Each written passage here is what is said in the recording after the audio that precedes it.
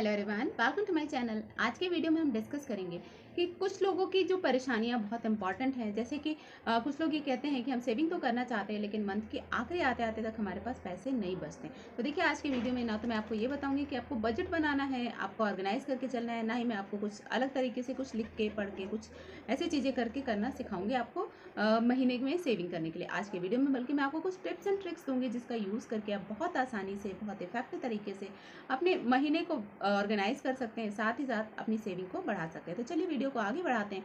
आज के वीडियो में हम डिस्कस करेंगे बहुत सारे टिप्स एंड ट्रिक्स जिसके थ्रू हम बहुत ईजिली अपने मंथली सेविंग को इंक्रीज कर सकते हैं।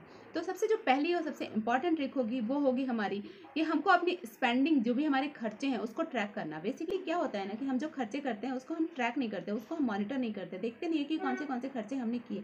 इसके कारण हमारे बहुत सारे ऐसे खर्चे होते हैं जो हमारे लिए ओवरलोड की तरह मंथ के एंड में दिखने लगते हैं। साथ ही साथ हमको ये भी देखना होगा कि कौन से हमारे अननेसेसरली खर्चे हैं। बहुत सारे ऐसे खर्चे हैं जो हम बिना मतलब के, बिना किसी रिक्वायरमेंट के अचानक से कर जाते हैं, तो उन खर्चों पे भी हमको कंट्रोल करना होगा। जो नेक्स्ट मेरी थर्ड जो इंपॉर्टेंट सलाह आप लोगों को होगी वो अपना मील प्लान करके घर पे ही कुक करके खाना। देखिए, बेसिकली लोग क्या करते हैं ना, आज के टाइम में एक फैशन बन गया है बाहर जाकर खाना खाना। तो बाहर जाके खाना खाने से हमारा जो पॉकेट जितना ढीला हो जाता है ना, जिसको हम बहुत मुश्किल से कवर अप कर पाते हैं, और ये हमको नॉर्मली देखने को मिलता है। तो हमको ज़्यादा से ज़्यादा कोशिश करनी है उन सारी मील्स को घर पे बना के खाएं, जिससे कि वो हेल्दी भी होंगी, साथ ही साथ आपके पॉकेट को भी सपोर्ट करेंगी। नेक्स्ट जो मेरी इंपॉर्टेंट सलाह होगी, हमेशा आपको कैश का यूज़ ज़्यादा से ज़्यादा करना चाहिए as compare to card and UPI. अभी के टाइम में लोग बहुत ज़्यादा कार्ड और यूपीआई पे शिफ्ट हो गए हैं, जिसके कारण प्रॉब्लम क्या आ रही है कि लोग बहुत ज़्यादा खर्चे कर जाते हैं और उनको ये लगता है कि हाथ से पैसे नहीं जा रहे, तो कुछ समझ में भी नहीं आ रहा है। तो इसलिए हमको क्या करना चाहिए कि कोशिश करना चाहिए कि कार्ड से कम और कैश में ज़्यादा। जब कैश हाथ से जाता है ना तो हमें आइडिया लगता है और हम उसके अकॉर्डिंगली खर्च अपने आप कम कर देते हैं। जो नेक्स्ट मेरी इंपॉर्टेंट सलाह होगी वो ये होगी कि हमको फ्री एंटरटेनमेंट के स्कोप को ढूंढना चाहिए। फ्री एंटरटेनमेंट के स्कोप से मेरा मतलब है हमें ऐसे स्कोप्स को, ऐसी चीज़ों को फाइंड आउट करना चाहिए जिसको कि हम इस तरीके से एंटरटेनमेंट भी हमारा हो जाए और साथ ही साथ हमारे बहुत ज़्यादा खर्चे नहीं। जैसे आप ट्रैकिंग पे जा सकते हैं, फैमिली के साथ पिकनिक पे जा सकते हैं, कहीं आउटिंग पे जा सकते हैं, किसी पार्क में जा सकते हैं, ये आपकी आउटिंग भी हो जाएगी। साथ ही साथ अगर आपने मील एंड ऑल को घर से बना के रखा है तो आपके वो खर्चे भी कम हो जाएंगे। तो इस तरीके से भी आप ऑर्गेनाइज करके चल सकते हैं और बेसिक अपने खर्चों को कट शॉर्ट कर। साथ ही साथ आप और भी कुछ इंपॉर्टेंट पॉइंट्स को यूज़ कर सकते हैं अपने सेविंग को बढ़ाने के लिए। जैसे कि आपको फ्री में अगर कहीं कूपन या सब्सक्रिप्शन मिला है तो आप उसको यूज़ करिए। बेसिकली बहुत सारी ऐसी कंपनीज हैं जो फ्री में सब्सक्रिप्शंस देती हैं, फ्री में हमको एंटरटेनमेंट के बहुत सारे ऑप्शंस देती हैं, तो हमको वो सारी चीज़ों को भी यूज़ करना चाहिए। फ्री एंटरटेनमेंट से मेरा मतलब है, जैसे मान लीजिए कि कुछ कंपनीज हैं जो बर्थडे मंथ में आपको कुछ स्पेशल डिस्काउंट देती हैं, तो आप शॉपिंग बेसिकली प्लान करके उस मंथ में करिए, क्योंकि उस मंथ में आप सेविंग करेंगे तो आपको एक एडिशनल बेनिफिट मिल जाएगा।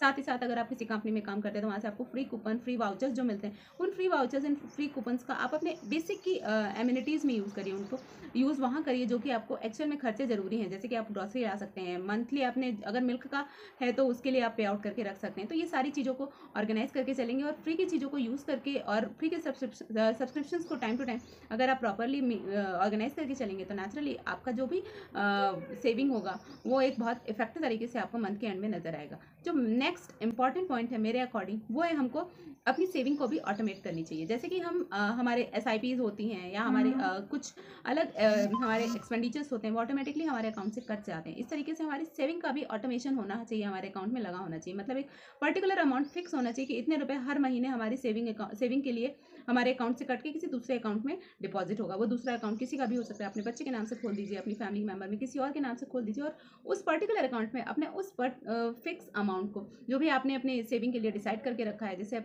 मैंने लास्ट वीडियो में डिस्कस किया था आपकी सैलरी का 20%, तो अगर आपने 20, 10, 15 वट जो भी आपने डिसाइड किया उतना अमाउंट को फिक्स करके ऑटोमेट कर दीजिए कि ऑटोमेटिकली वो आपके अकाउंट से कट के दूसरे अकाउंट में चला जाए। उससे क्या होगा कि आपको एक आइडिया लगता रहेगा कि इस मंथ के एंड में मेरे पास इतने ही पैसे और इतने पैसे में ही मुझे गुजारा करना है। तो आपकी ऑटोमेटिकली सेविंग भी होती रहेगी, साथ ही साथ आपके खर्चों में भी कटौती।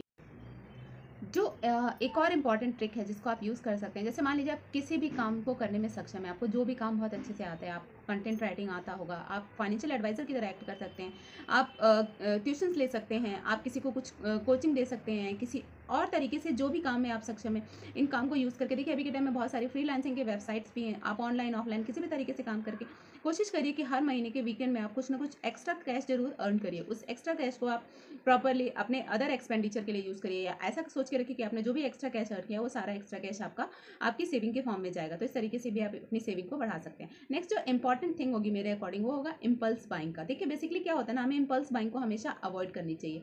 इम्पल्स बाइंग से मेरा मतलब है कि हमें अपनी चीज़ों को ऑर्गेनाइज करके ही खरीदना चाहिए। मतलब हमने जो भी परचेज करना है, जिस भी चीज़ को हमें खरीदना है उसका पहले से प्लानिंग होना चाहिए।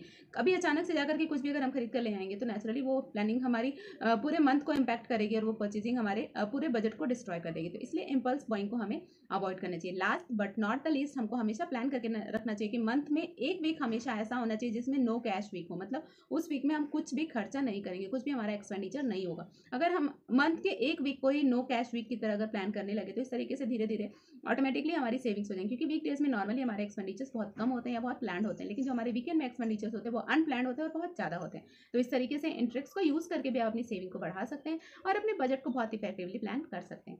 तो आई होप आपको वीडियो समझ में आई होगी। देखिए ट्रिक्स बहुत क्लियर, बहुत ईजी है। चलिए एक बार हम रिकैप भी कर लेते हैं इन सारे ट्रिक्स का।